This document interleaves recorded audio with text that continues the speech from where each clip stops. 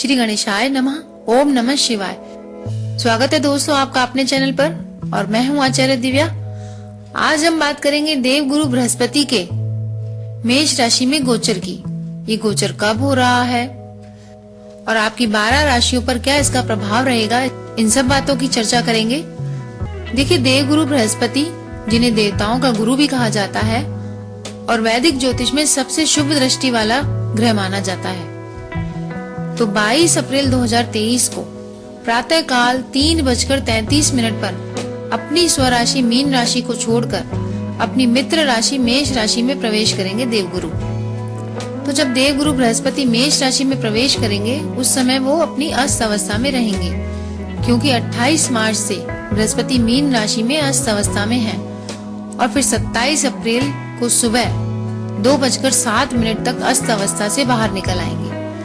यानी कुछ ही दिन ये अस्त अवस्था में रहेंगे, 27 अप्रैल को ये वापस उदय हो जाएंगे। तो बृहस्पति का गोचर मेष राशि में होगा तो वहां पर पहले से ही उपस्थित है राहु देव। तो राहु और बृहस्पति का संयोग, जिसे कि हम गुरु चांडाल दोष भी कहते हैं, इस गुरु चांडाल युति का क्या प्रभाव रहेगा सभी राशियों पर, इसकी चर्चा करेंगे हम।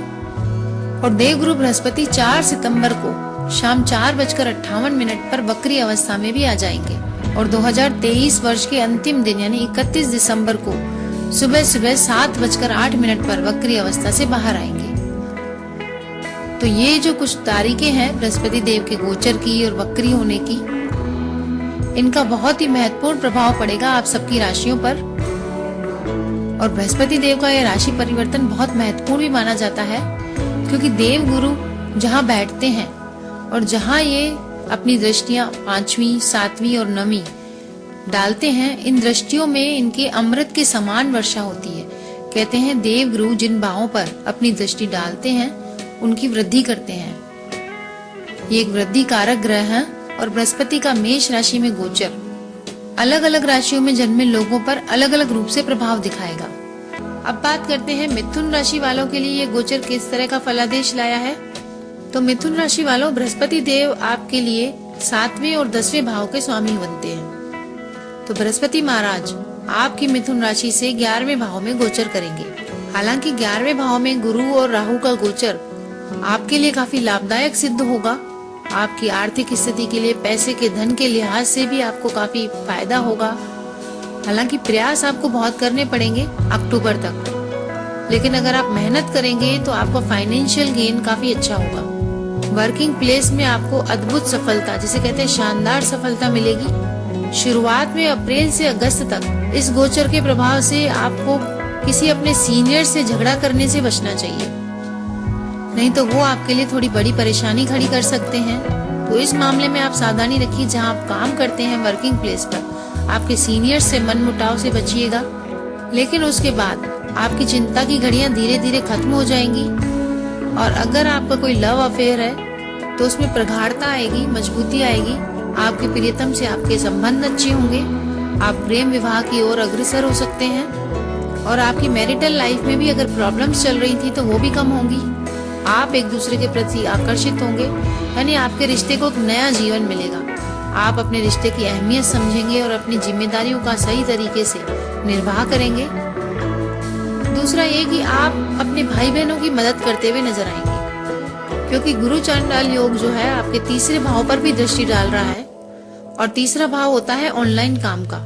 तो अगर कहीं आप ऑनलाइन काम से जुड़े हुए हैं, ऑनलाइन आपका बिजनेस है, तो उसमें तो आप समझ लीजिए बढ़ोतरी दिन दूनी रात चौगुनी होने वाली है।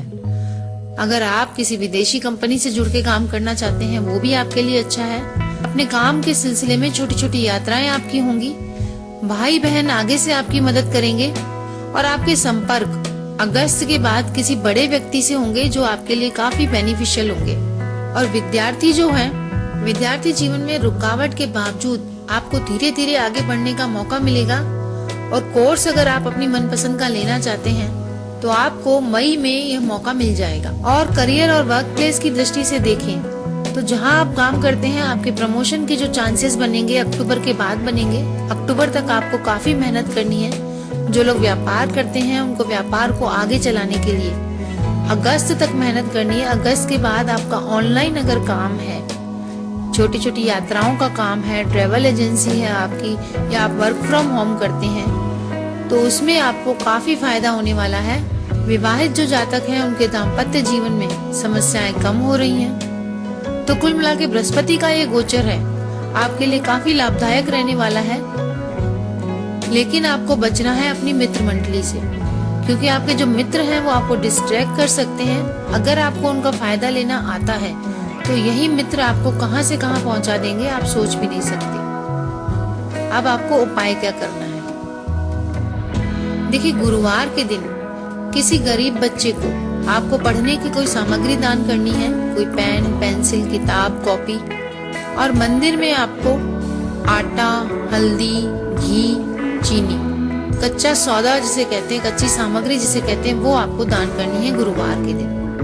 तो ये 2 उपाय करिए और मस्त रहिए और इस गोचर का फायदा उठाइए।